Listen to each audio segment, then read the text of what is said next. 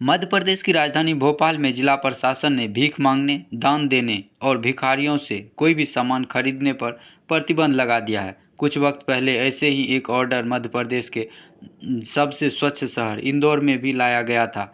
भोपाल जिला प्रशासन ने भारतीय नागरिक सुरक्षा संहिता यानी BNSS की धारा 163(2) के तहत भीख मांगने, दान देने और भिखारियों से कोई भी सामान खरीदने पर पूरी तरह प्रतिबंध लगाया है।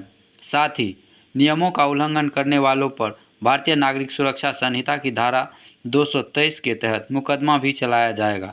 भारतीय नागरिक सुरक्षा संहिता की धारा 163 एक महत्वपूर्ण प्रावधान है जो आपातकालीन स्थिति में उत्पन्न होने वाली परेशानियों या संभावित खतरे को रोकने के लिए बनाई गई है। भारतीय नागरिक सुरक्षा संहिता 2023 की धारा 163 में यह प्रावधान है परेशानियों या संभावित खतरे के मामले में कार्रवाई के लिए मजिस्ट्रेट को एक मजबूत कानूनी उपकरण प्रदान करती है। ये धारा आपातकालीन स्थिति में तुरंत कार्रवाई के लिए जिला मजिस्ट्रेट को अधिकार देती है ताकि सार्वजनिक शांति और सुरक्षा बनाया जा सके। धारा 163(2) के मुताबिक यदि स्थिति आपातकालीन है या संबंधित व्यक्ति को समय पर सुरक्षा देने का समय नहीं है तो धारा के तहत एक तरफा आदेश जारी किया जा सकता है। यह प्रावधान उन स्थितियों के लिए अत्यंत महत्वपूर्ण है जहां तुरंत कार्रवाई की ज़रूरत होती है।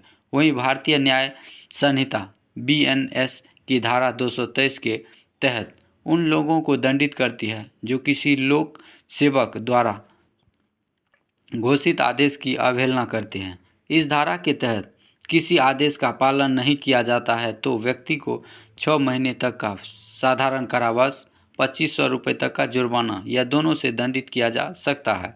यदि आदेश की अवहेलना से मानव जीवन, स्वास्थ्य या सुरक्षा को खतरा होता है या होने की संभावना हो तो कारावास को 1 साल तक बढ़ाया भी जा सकता है और जुर्माने को 5000 रुपये तक किया जा सकता है। देखिए, देश में भिक्षावृत्ति पर कोई केंद्रीय कानून नहीं है, लेकिन कई राज्यों ने अपने खुद के कानून जरूर बनाए हैं।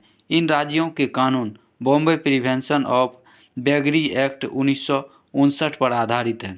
साल 1959 में तत्कालीन बॉम्बे प्रांत में बेसहारा व्यक्तियों, कुष्ठ रोगियों या मानसिक बीमारियों से पीड़ित लोगों को सड़क से दूर रहने के लिए ये कानून बनाया गया था। इस कानून के तहत पुलिस सड़कों से उन लोगों को उठा सकती थी जिनके पास आजीविका के लिए कोई साधन न हो, लेकिन साल 2018 में दिल्ली हाई कोर्ट ने इस कानून के कुछ धाराओं को असंवैधानिक करार देते हुए भीख मांगने को अपराध की श्रेणी से बाहर कर दिया।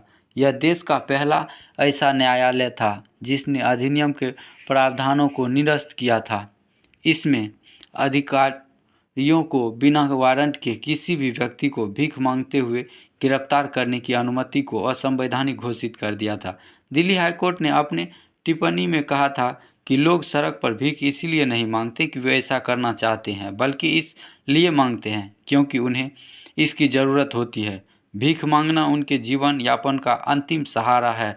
उनके पास जीवित रहने का कोई दूसरा साधन नहीं है। सरकार को ये सुनिश्चित करने का अधिकार है कि सभी नागरिकों को बुनियादी सुविधाएं मिले, लेकिन भिखारियों की उपस्थिति इस बात का सबूत है कि राज्य अपने सभी नागरिकों को ये सुविधाएं प्रदान करने में कामयाब नहीं हुआ है। भारत में लोग भीख केवल गरीबी की वजह से नहीं मांगते। इसमें बहुत कम वर्ग हैं जो हेल्पलेस हैं, जो भीख मांगने के अलावा उनके पास कोई विकल्प न हो। भारत में भिक्षावृत्ति में एक बड़ा रैकेट भी काम करता है जिसमें छोटे बच्चों को ड्रग्स देकर उनके भीख मांगने के लिए प्रेरित किया जाता है। इसीलिए देश में चुनौती से निपटने के लिए एक राष्ट्रीय कानून के साथ फ्रेमवर्क की ज़रूरत है जिससे भिक्षावृत्ति में शामिल लोगों को आश्रय दिया जाए और उन्हें उचित संसाधन मुहैया किया जाए ताकि आर्थिक तौर पर सशक्त हो सके। आप कमेंट में बॉक्स में ज़रूर बताएं भोपाल में किया गया यह फैसला सही है या गलत।